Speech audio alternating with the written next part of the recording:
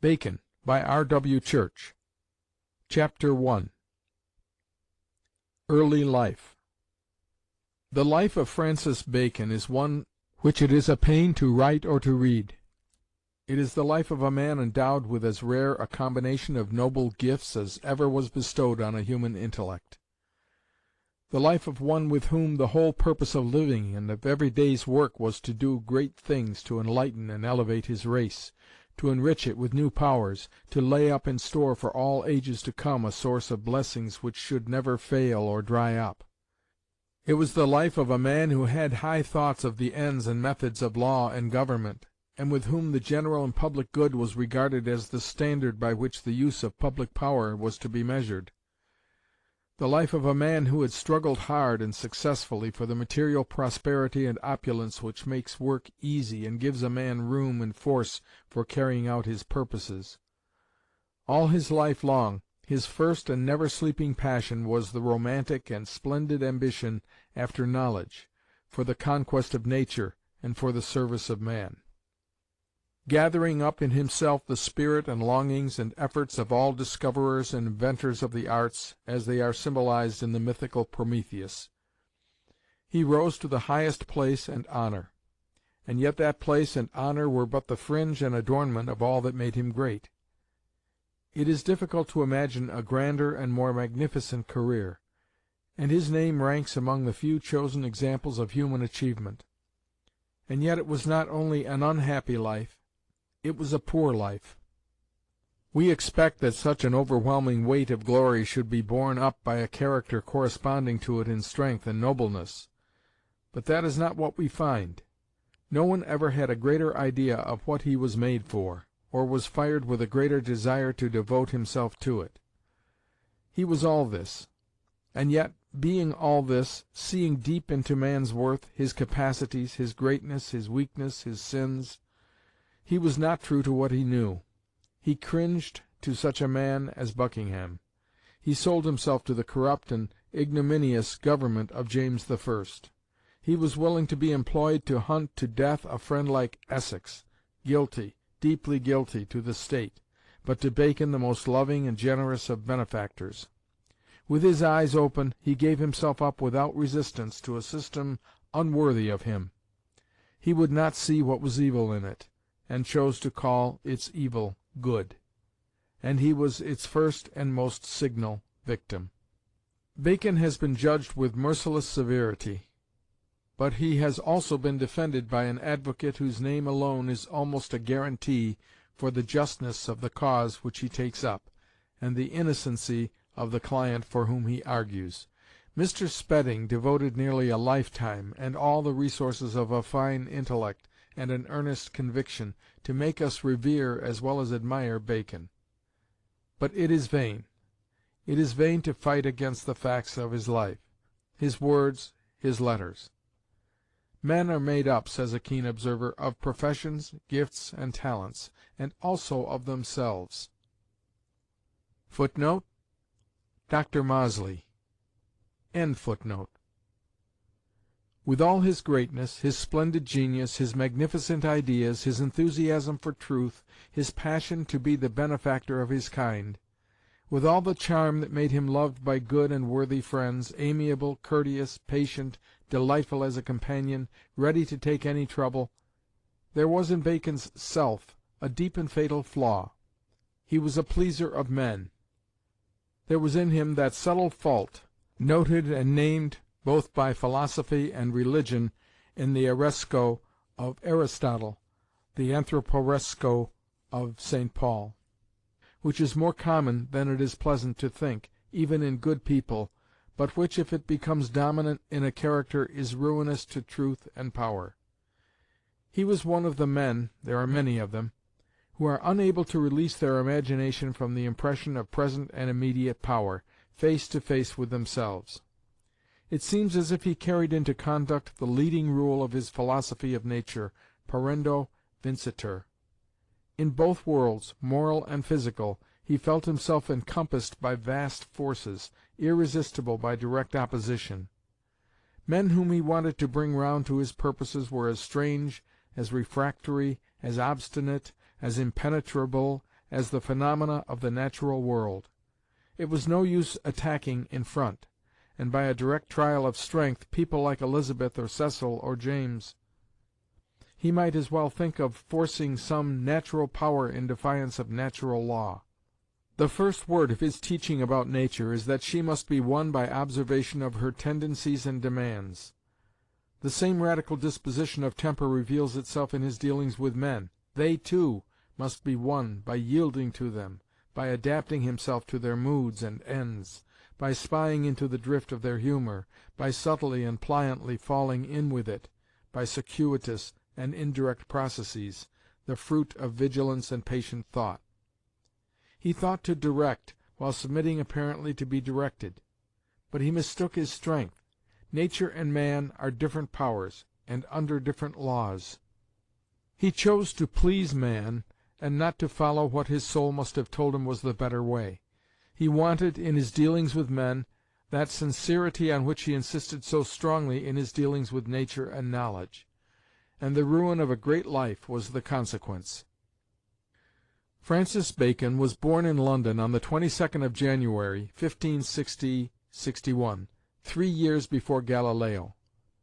He was born at York House, in the Strand, the house which, though it belonged to the Archbishops of York, had been lately tenanted by Lord Keepers and Lord Chancellors, in which Bacon himself afterwards lived as Lord Chancellor, and which passed after his fall into the hands of the Duke of Buckingham, who has left his mark in the Water-Gate, which is now seen, far from the river, in the garden of the Thames Embankment.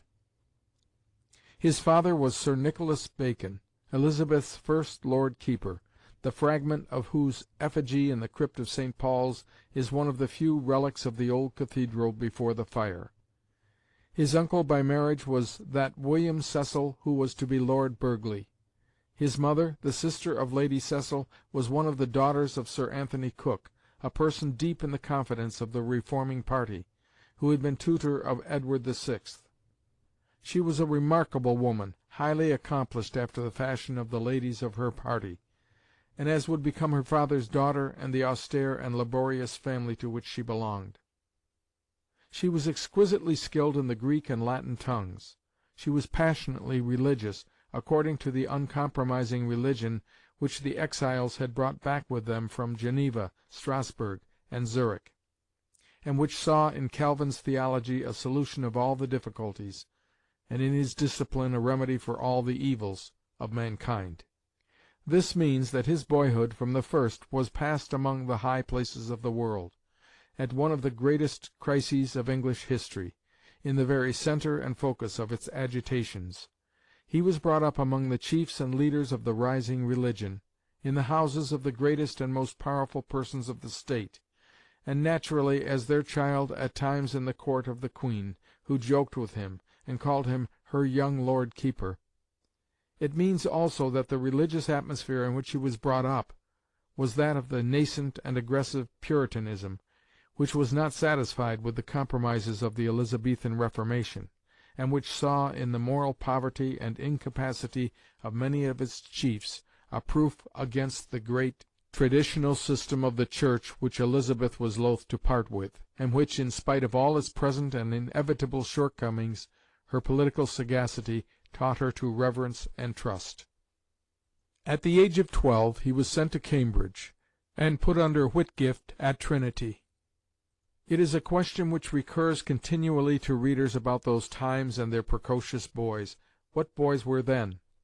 For whatever was the learning of the universities, these boys took their place with men and consorted with them, sharing such knowledge as men had, and performing exercises and hearing lectures according to the standard of men. Grotius, at 11, was the pupil and companion of Scaliger and the learned band of Leyden. At 14 he was part of the company which went with the ambassadors of the States General to Henry IV. At 16 he was called to the bar. He published an out-of-the-way Latin writer, Martianus Capella, with a learned commentary, and he was the correspondent of De Thou. When Bacon was hardly 16 he was admitted to the Society of Ancients of Gray's Inn, and he went in the household of Sir Amyas Paulet, the Queen's ambassador to France. He thus spent 2 years in France, not in Paris alone, but at Blois, Tours and Poitiers. If this was precocious, there is no indication that it was thought precocious. It only meant that clever and promising boys were earlier associated with men in important business than is customary now. The old and the young heads began to work together sooner. Perhaps they felt that there was less time to spare. In spite of instances of longevity, life was shorter for the average of busy men, for the conditions of life were worse. Two recollections only have been preserved of his early years.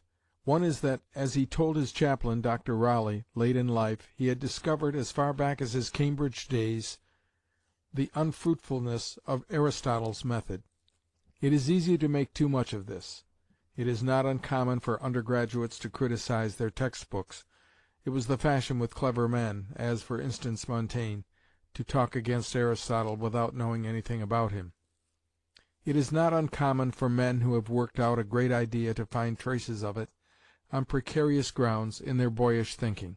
Still, it is worth noting that Bacon himself believed that his fundamental quarrel with Aristotle had begun with the first efforts of thought, and that this is the one recollection remaining of his early tendency in speculation. The other is more trustworthy, and exhibits that inventiveness which was characteristic of his mind. He tells us in De Augmentis that when he was in France he occupied himself with devising an improved system of cipher writing, a thing of daily and indispensable use for rival statesmen and rival intriguers. But the investigation, with its call on the calculating and combined faculties, would also interest him, as an example of the discovery of new powers by the human mind. In the beginning of 1579, Bacon, at 18, was called home by his father's death. This was a great blow to his prospects. His father had not accomplished what he had intended for him, and Francis Bacon was left with only a younger son's narrow portion. What was worse, he lost one whose credit would have served him in high places. He entered on life, not as he might have expected, independent and with court favor on his side, but with his very livelihood to gain, a competitor at the bottom of the ladder for patronage and countenance. This great change in his fortunes told very unfavorably on his happiness, his usefulness, and, it must be added, on his character. He accepted it, indeed, manfully, and at once threw himself into the study of the law as the profession by which he was to live. But the law, though it was the only path open to him, was not the one which suited his genius, or his object in life.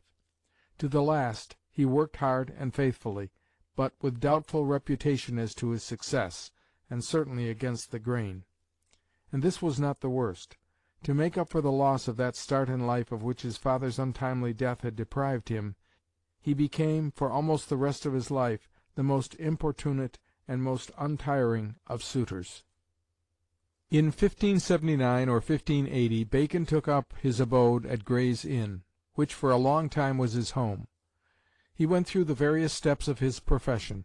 He began, what he never discontinued, his earnest and humble appeals to his relative the great Lord Burghley to employ him in the Queen's service, or to put him in some place of independence. Through Lord Burghley's favour he seems to have been pushed on at his inn, where in 1586 he was a bencher, and in 1584 he came into Parliament for Melcombe Regis. He took some small part in Parliament, but the only record of his speeches is contained in a surly note of Recorder Fleetwood, who writes as an older member might do of a young one talking nonsense. He sat again for Liverpool in the year of the Armada, 1588, and his name begins to appear in the proceedings. These early years, we know, were busy ones. In them Bacon laid the foundation of his observations and judgments on men and affairs, and in them the great purpose and work of his life was conceived and shaped. But they are more obscure years than might have been expected in the case of a man of Bacon's genius and family, and of such eager and unconcealed desire to rise and be at work. No doubt he was often pinched in his means, his health was weak, and he was delicate and fastidious in his care of it. Plunged in work, he lived very much as a recluse in his chambers, and was thought to be reserved, and what those who disliked him called arrogant. But Bacon was ambitious. Ambitious, in the first place, of the Queen's notice and favour. He was versatile, brilliant, courtly, besides being his father's son, and considering how rapidly bold and brilliant men were able to push their way and take the Queen's favour by storm, it seems strange that Bacon should have remained fixedly in the shade. Something must have kept him back. Burghley was not the man to neglect a useful instrument with such good will to serve him. But all that Mr. Spedding's industry and profound interest in the subject has brought together throws but an uncertain light on Bacon's long disappointment. Was it the rooted misgiving of a man of affairs like Burghley at that passionate contempt of all existing knowledge, and that undoubting confidence in his own power to make men know, as they never had known, which Bacon was even now professing? Or was it something soft and over-obsequious in character which made the uncle, who knew well what men he wanted, disinclined to encourage and employ the nephew? Was Francis not hard enough, not narrow enough, too full of ideas, too much alive to the shakiness of current doctrines and arguments on religion and policy? Was he too open to new impressions, made by objections or rival views? Or did he show signs of wanting backbone to stand amid difficulties and threatening prospects? Did Burghley see something in him of the pliability which he could remember as the serviceable quality of his own young days, which suited those days of rapid change, but not days when change was supposed to be over, and when the qualities which were wanted were those which resist and defy it? The only thing that is clear is that Burghley, in spite of Bacon's continual applications, abstained to the last from advancing his fortunes. Whether employed by government or not, Bacon began at this time to prepare those carefully written papers on public affairs of the day, of which he has left a good many. In our day they would have been pamphlets or magazine articles. In his, they were circulated in manuscript and only occasionally printed. The first of any importance is a letter of advice to the Queen, about the year 1585, on the policy to be followed with a view to keeping in check the Roman Catholic interest at home and abroad. It is calm, sagacious, and, according to the fashion of the age, slightly Machiavellian. But the first subject on which Bacon exhibited his characteristic qualities, his appreciation of facts, his balance of thought, and his power, when not personally committed, of standing aloof from the ordinary prejudices and assumptions of men around him, was the religious condition and prospects of the English Church. Bacon had been brought up in a Puritan household of the straitest sect. His mother was an earnest, severe, and intolerant Calvinist, deep in the interests and cause of her party, bitterly resenting all attempts to keep in order its pretensions. She was a masterful woman, claiming to meddle with her brother-in-law's policy, and though a most affectionate mother, she was a woman of violent and ungovernable temper. Her letters to her son Antony, whom she loved passionately, but whom she suspected of keeping dangerous and papistical company, show us the imperious spirit in which she claimed to interfere with her sons. And they show also that in Francis she did not find all the deference which she looked for. Recommending Antony to frequent the religious exercises of the sincerer sort, she warns him not to follow his brother's advice or example. Antony was advised to use prayer twice a day with his servants. "Your brother," she adds, "is too negligent therein." She is anxious about Antony's health, and warns him not to fall into his brother's ill-ordered habits. "I verily think your brother's weak stomach to digest hath been much caused and confirmed by untimely going to bed, and then musing nescio quid when he should sleep, and then inconsequent by late rising and long lying in bed, whereby his men are made slothful, and himself continueth sickly. But my sons haste not to hearken to their mother's good counsel in time to prevent." It seems clear that Francis Bacon had shown his mother that not only in the care of his health, but in his judgment on religious matters, he meant to go his own way. Mr. Spedding thinks that she must have had much influence on him. It seems more likely that he resented her interference, and that the hard and narrow arrogance which she read into the gospel produced in him a strong reaction. Bacon was obsequious to the tyranny of power, but he was never inclined to bow to the tyranny of opinion. And the tyranny of Puritan infallibility was the last thing to which he was likely to submit. His mother would have wished him to sit under Cartwright and Travers, The friend of his choice was the Anglican preacher Dr. Andrewes, to whom he submitted all his works, and whom he called his Inquisitor General. And he was proud to sign himself the pupil of Whitgift, and to write for him. The Archbishop, of whom Lady Bacon wrote to her son Anthony, veiling the dangerous sentiment in Greek, that he was the ruin of the Church, for he loved his own glory more than Christ's.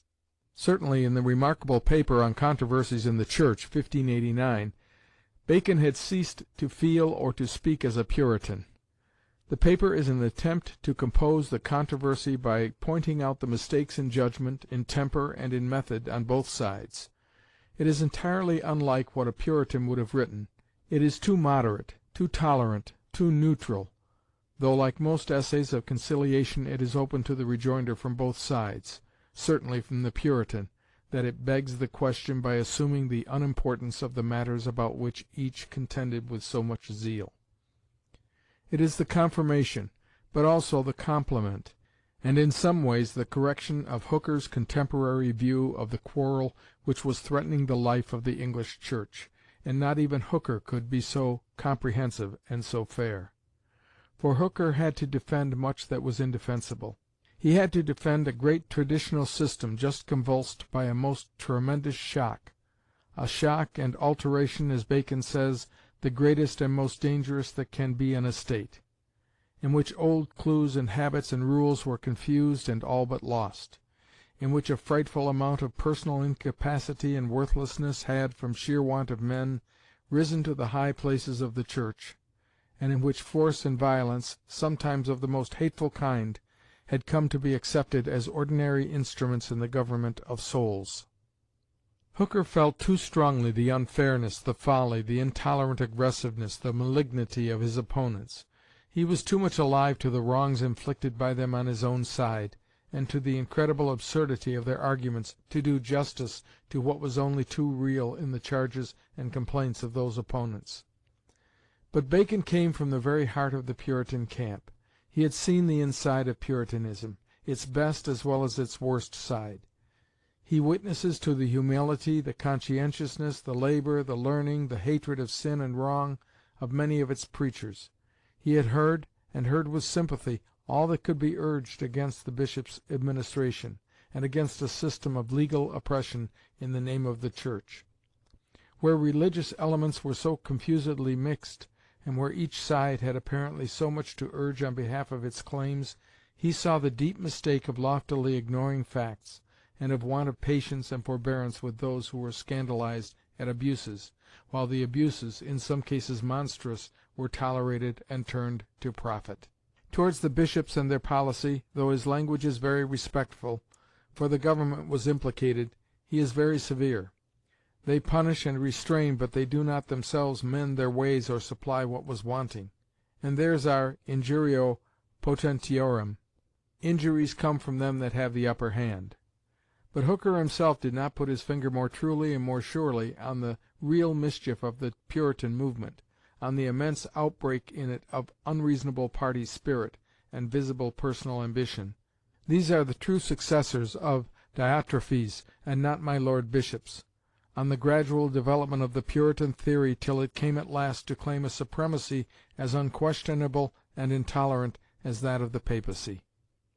On the servile affectation of the fashions of Geneva and Strasbourg, on the poverty and foolishness of much of the Puritan teaching, its inability to satisfy the great questions which it raised in the soul, its unworthy dealing with Scripture, naked examples, conceited inferences, and forced allusions, which mine into all certainty of religion.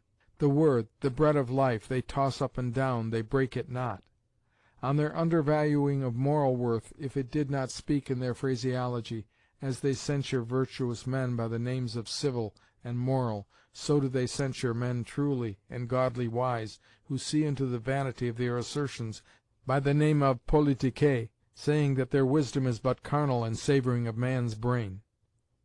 Bacon saw that the Puritans were aiming at a tyranny which, if they established it, would be more comprehensive, more searching, and more cruel than that of the older systems, but he thought it a remote and improbable danger, and that they might safely be tolerated for the work they did in education and preaching, because the work of exhortation doth chiefly rest upon these men, and they have a zeal and hate of sin.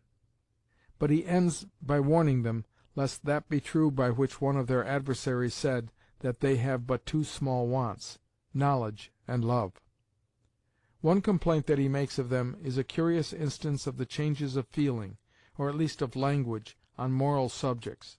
He accuses them of having pronounced generally, and without difference, all untruths unlawful, forgetful of the Egyptian midwives, and Rahab, and Solomon, and even of him, who, the more to touch the hearts of the disciples with the holy dalliance, made as though he would have passed Emmaus.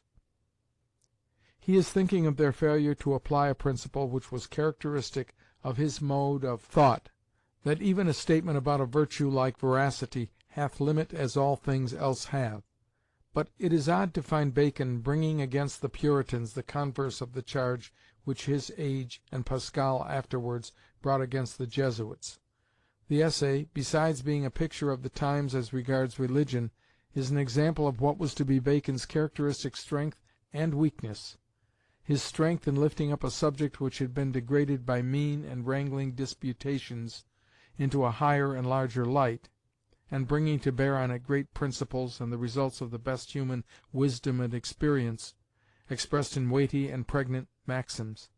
His weakness in forgetting, as, in spite of his philosophy, he so often did, that the grandest major premises need well-proved and ascertained minors, and that the enunciation of a principle is not the same thing as the application of it. Doubtless there is truth in his closing words, but each party would have made the comment that what he had to prove, and had not proved, was that by following his counsel they would love the whole world better than a part.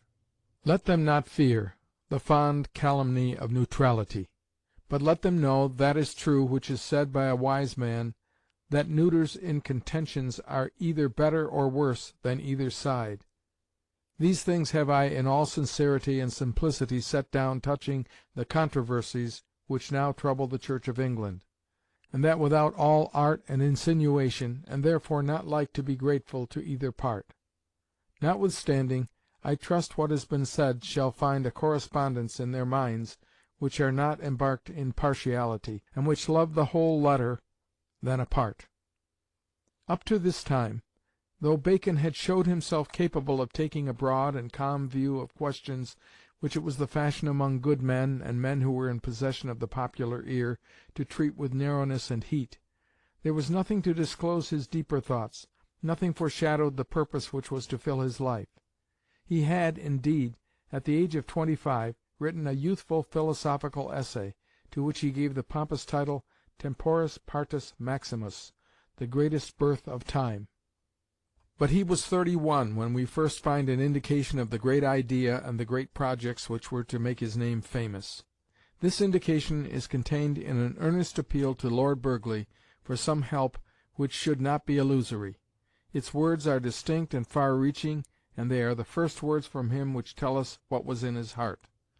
The letter has the interest to us of the first announcement of a promise which to ordinary minds must have appeared visionary and extravagant, but which was so splendidly fulfilled.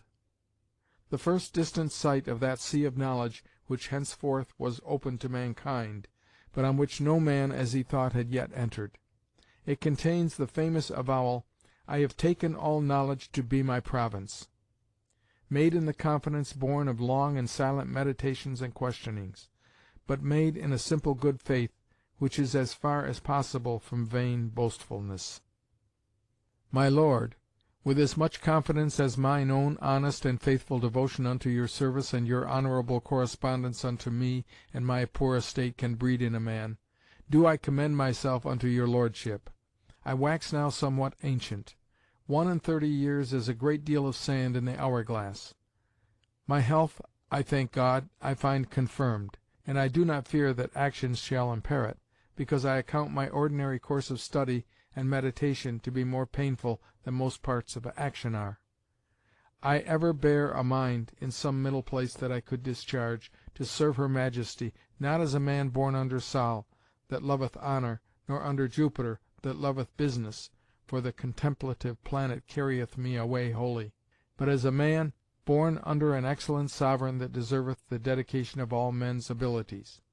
Besides, I do not find in myself so much self-love, but that the greater parts of my thoughts are to deserve well, if I be able, of my friends, and namely of your Lordship, who, being the Atlas of this Commonwealth, the honour of my house, and the second founder of my poor estate, I am tied by all duties, both of a good patriot, and of an unworthy kinsman, and of an obliged servant, to employ whatsoever I am to do you service.